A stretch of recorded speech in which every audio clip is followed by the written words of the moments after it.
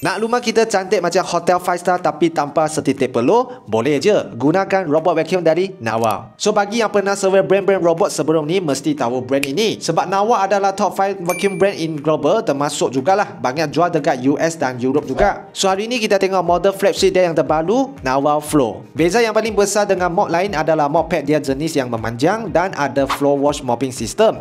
Maksudnya dalam vacuum ni dia ada dua tangki. Waktu dia tengah mopping lantai, mop pad dia akan disalur dengan air bersih dan dicuci pada masa yang sama. Jadi lantai kita akan lebih bersih dan licin. Dan of course sama juga dia akan auto extend waktu robot sampai tepi dinding ataupun dengan subjek. Kita boleh nampak betapa sensitifnya sampai kaki kerusi yang kurus ini pun dia mampu pusing sekeliling dan mop. Dan kalau kita tengok depan dia, nampak tak ada kamera kat situ? Ya, nanti saya baru cerita pasal ni. Macam biasa sebelum guna kita download apps dia dan connect dulu.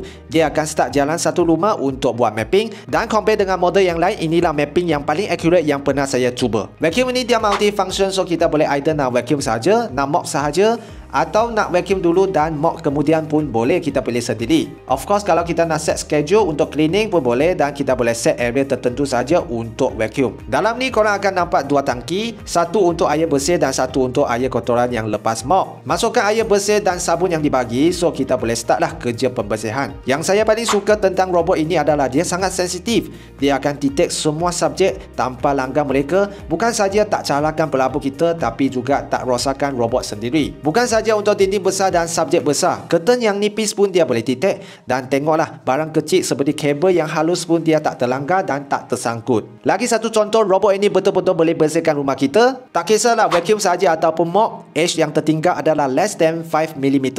Tak perlu cakap banyak, kita tengok dengan mata kita. Untuk suction power dia pun bukan main-main, 22,000 PS suction power.